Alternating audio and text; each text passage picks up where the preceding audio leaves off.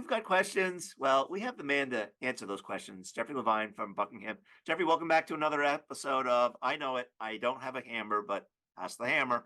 It's good to be with you, Bob. Hammer or not? I'm going to hammer away if you don't mind. All right.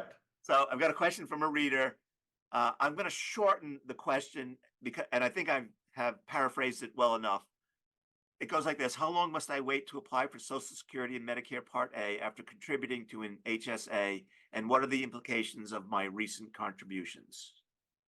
So this is a great question. And the answer is it depends upon your specific set of facts and circumstances. The biggest thing here is that if you're enrolled in non-qualifying coverage, in addition to HSA eligible coverage, you cannot make an HSA contribution. And one of the non-qualifying types of coverage would be Medicare. Now that's Medicare Part A, Medicare Part B, it doesn't matter, right? Any element of Medicare, and you're going to be unable to make an HSA contribution.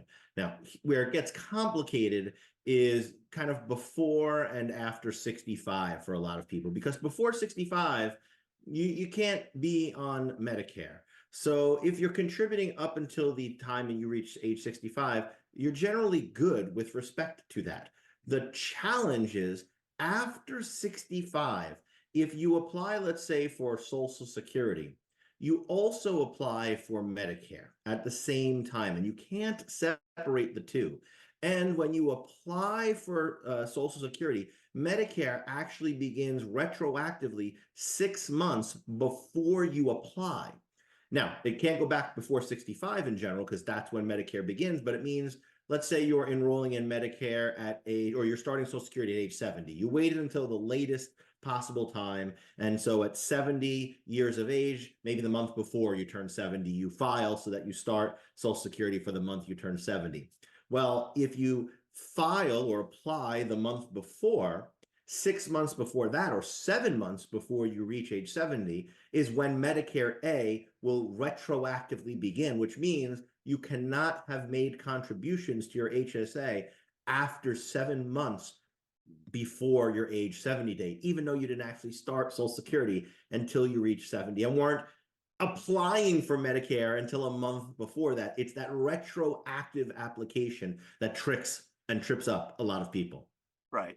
So if you were to contribute during that 6-month period, you owe what, $1 million fine or maybe something more reasonable?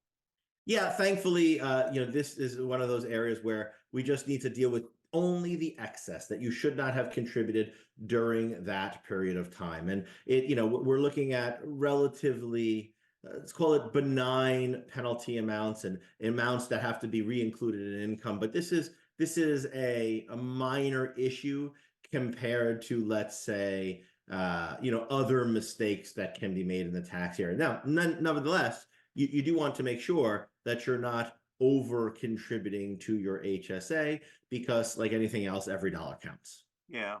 So just to be clear, if you were 65, or let's say that you're 64 and a half, you plan to apply for Social Security at 65 and thus Part A and Part B, would you have to stop contributing to your HSA at age 64 and a half?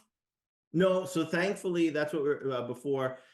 You don't have to worry about the age 64 and a half, because typically the first time you can actually be on Medicare is age 65.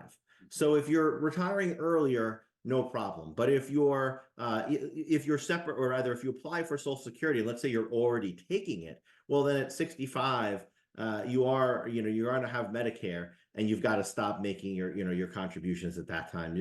It's very, very complicated. The good news is, Bob, as we talked about, it is relatively minor. At most, we're talking about a 6% penalty on the excess that you contributed. So if you put in 5 or 6 months extra, you can remove it timely and then have no penalty if you catch it soon enough, or have a 6% penalty on the excess amount. It's not going to probably change your life, but as we said, if you can avoid these situations, the better off you are. Prior to age 65, don't generally have to worry about this, but once you're over 65, then you typically do. And Bob, I'll point out one other thing here, and that's the challenges here can also arise if you work for a smaller versus a larger employer.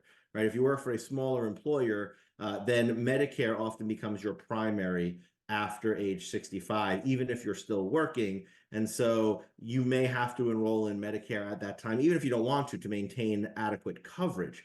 Whereas if you work for a larger employer, that larger employer may be eligible to be your primary healthcare provider, and you may decide not to enroll in Medicare, including Medicare Part A, which is generally free for most people, even after age 65, to allow you to continue to contribute to your HSA. So very nuanced situation here. Again, involves the age at which you apply, whether you're applying for Social Security or not, whether you are in a scenario where you work for a larger or smaller employer. So, one of those things where if you're questioning it, it's always best to get professional advice. Make sure you get the right outcome for your particular set of facts and circumstances. Yeah, well, I think your answer was the right outcome for our reader, and my hope is that other people maybe contribute their questions to us. Amen to that. So if you've got a question, give Bob and I a shout. Email us at askthehammer@buckinghamgroup.com. Again, that's askthehammer@buckinghamgroup.com. Bob and I look forward to seeing your questions in our inbox real soon.